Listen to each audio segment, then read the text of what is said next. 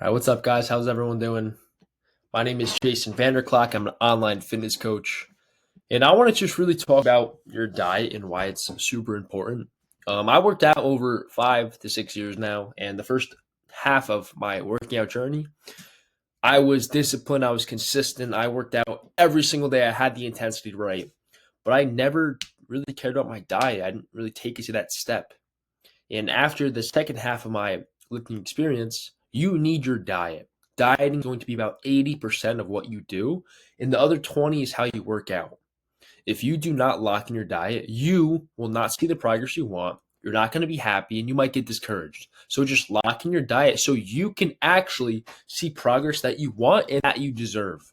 So let's get right into it. So, what are macros? I'm sure you've heard people say macros. What does this word mean? So, macro is short term for macronutrients.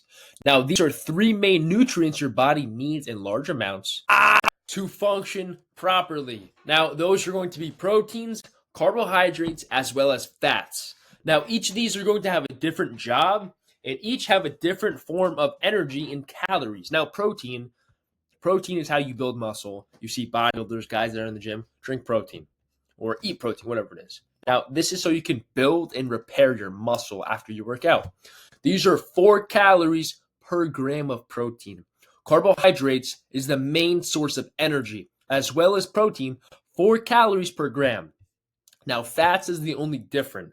Fats are for your hormones, your brain, and your energy storage. Now, these are a little bit more at 9 calories per gram. This information is to be helpful at the bottom when we go over how to build your diet. But what are proteins? Protein is the builder. It helps you build muscle, support your immune system, and it keeps you full for a longer period of time. Now, protein is going to be found in meats, fishes, nuts, and dairy, as well as a plant-based diet, tofu, beans, chickpeas, and edamame. Now, what are carbs? Carbs are your body's main and fastest source of energy, especially for your brain as well as your muscles. Now, there are going to be two types of carbs, simple and complex. Now, you got to know the difference because they are really important. Simple carbs are going to be like your quick energy. These break down fast and give you a super quick boost of energy, but it doesn't last a long time, so you will crash afterwards. So that is going to be sugar, candy, sodas, juices, pastries, cookies, ice cream. A great example is power lifters. Between their sets, before they do a super heavy lift, they'll have like gummy bears or Sour Patch Kids before, so they get that exact quick boost of energy to help them perform their next workout. Complex carbs are going to be your slow and steady energy. Now, the longer it takes to digest to your body, but it gives your body long lasting fuel, which is a better source of carbs, a better source of energy. And that's going to be like your whole grains, your rices, your oats, all kinds of potatoes, white, red, and sweet potatoes, your beans, your lentils, vegetables, fruits. Now, what are fats? Fats are long-term supports. Long-term supports. Fat helps with your hormones, your brain function, absorbing vitamins A, D, E, and K, and they also give you slow-lasting energy. Now, again, just like the carbs, there are two types of fats: unsaturated and saturated and trans fats. Now, the healthy one is going to be unsaturated fats. This supports your heart, your brain, as well as your hormones. Now, those are going to be found in avocados, fatty fishes like salmon and tuna, nuts and seeds, as well as the nut butters, peanut butter and almond butter, olive oil, extra virgin olive oil. Now, the unhealthy version is going to be saturated and trans. Now, too much of this can mess with your heart. It's not good for you. This is like highly processed foods, fast food, baked goods, fried foods, highly processed meats. Just stay away from these. These are the typical bad foods you would see when people are talking about cheat meals or foods that are generally not good for you because they're so highly processed. It's just not healthy. Now, a good keynote is fat doesn't make you fat. Too many calories does. Now, the reason people think this is because, like we said up here, fat is 9 calories per gram. Everything else is 4. So when you were eating a lot of fat, that would be a smaller portion of food So it looks like this little bit of fat is making me fat. No, the reason this little bit of fat is because it has way more calories than a fat piece of steak. That's why people think eating fat makes you fat. No, it's the amount of calories you really consume. So once you understand macros, what they do, what the difference is between them, and how you can use them in your life, we have to build your diet. And now I can't just build a diet for you because I don't know who's watching this video. Everybody watching their own video is going to have a different diet. It's going to be different things that you want to capitalize on. You might have a different goal than me. Your height, your weight, your age, the activity level you have, how many times a day you walk around, what your step count is.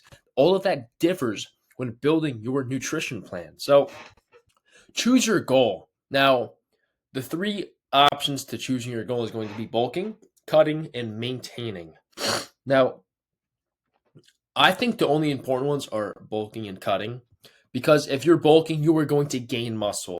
You're going to put on size. You're going to be eating a little bit more food to where eventually over a time period, 2-3 months, you will get heavier and you'll get bigger, stronger, faster, whatever it is, man. You're getting bigger. Now, cutting is to lose that extra fat, to maybe tighten up.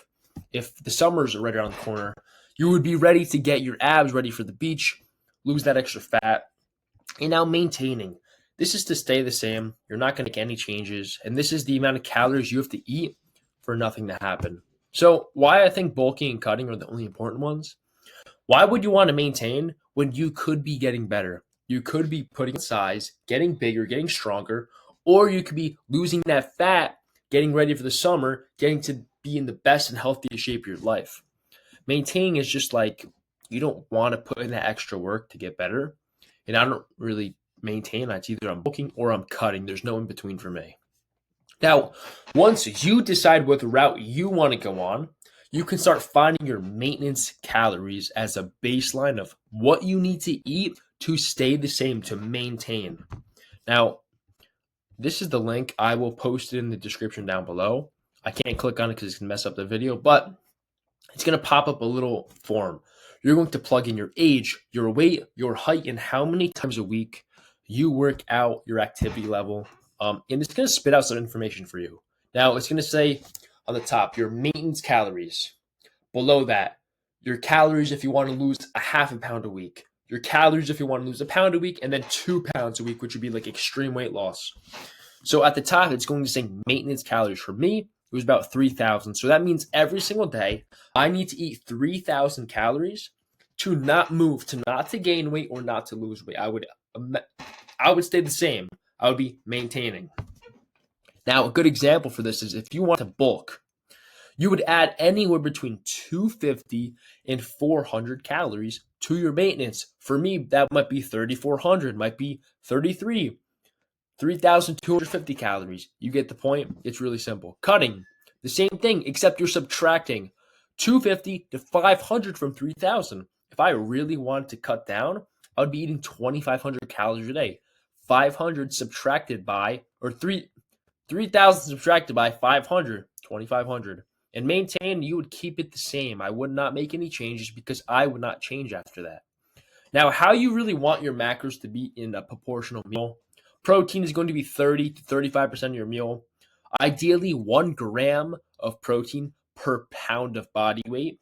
Your carbs would be about 40 to 50% of your meals, and it's the main energy source. If you don't have a lot of carbs that day, you're going to be tired. You're going to feel weird. You might not think as clear because you have low energy, and your fats are going to be 20 to 30%.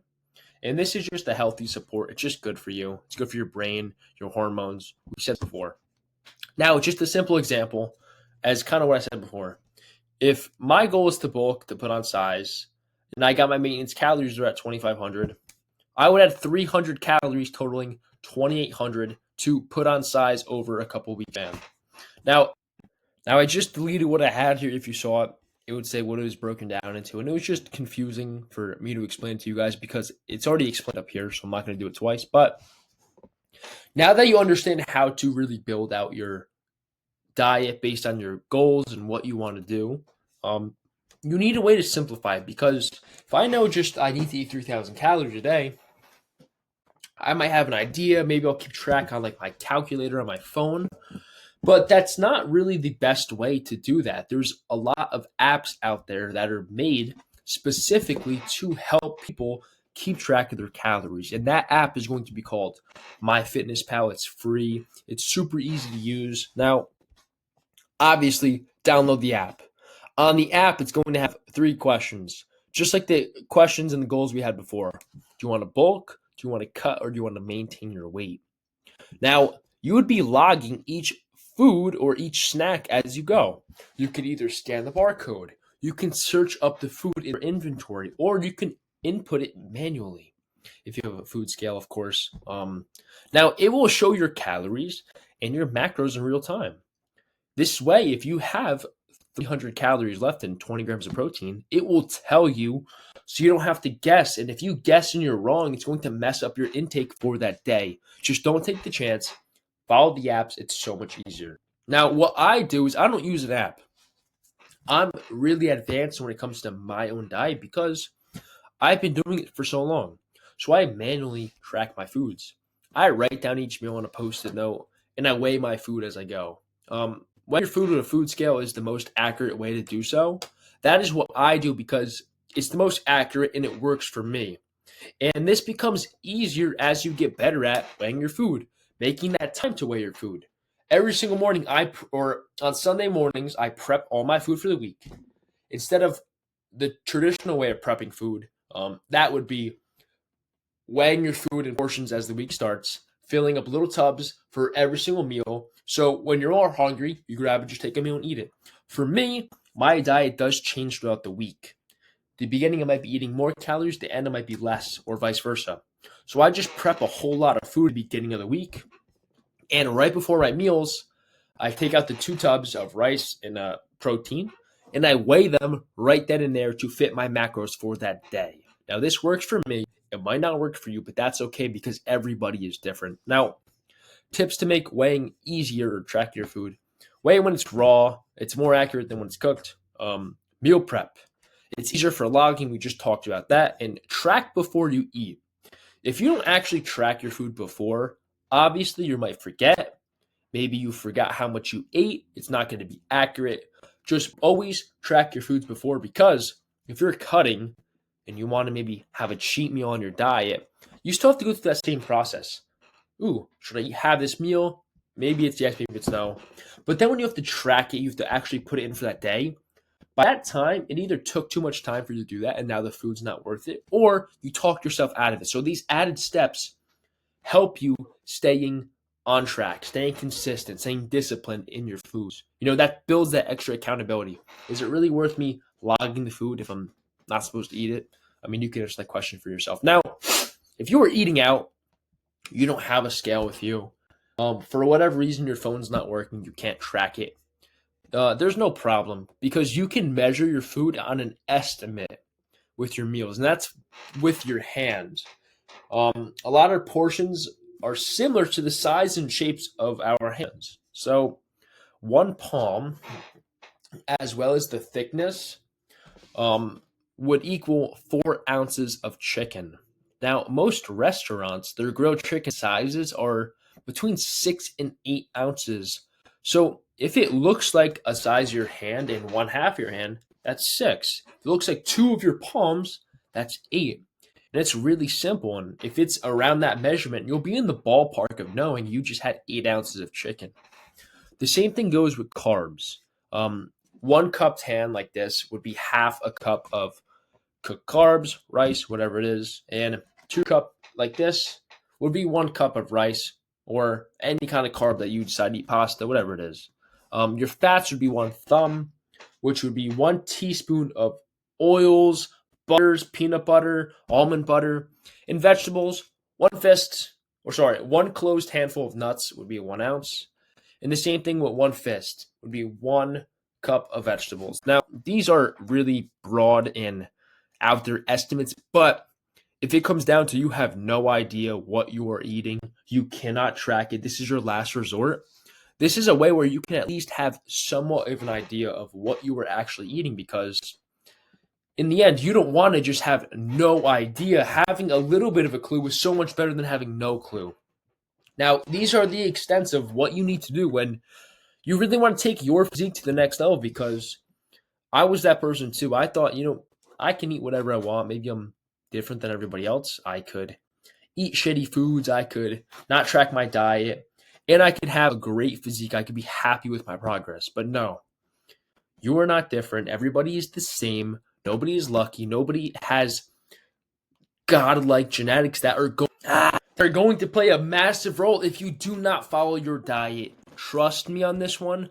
Me, myself, my clients, my friends, tracking your food and mastering your diet is the make or break for you. If you don't do this, your progress is going to be a hell of a lot harder than it has to be. And trust me, track your food. It's so much easier. Now, I hope this video helps anybody on trying to understand their macros, learning how to build a diet. And if you are someone that just needs that little bit of help, that little push on the back, I have a link to my calendar down below where you can book a one-on-one call with me where I can help you achieve your dream physique. Whether it's a Greek god, if you want to become a power lifter, I can help you and I can set you in the direction that you need to be. So thank you guys who watched the video. Have a good one and check out the description below.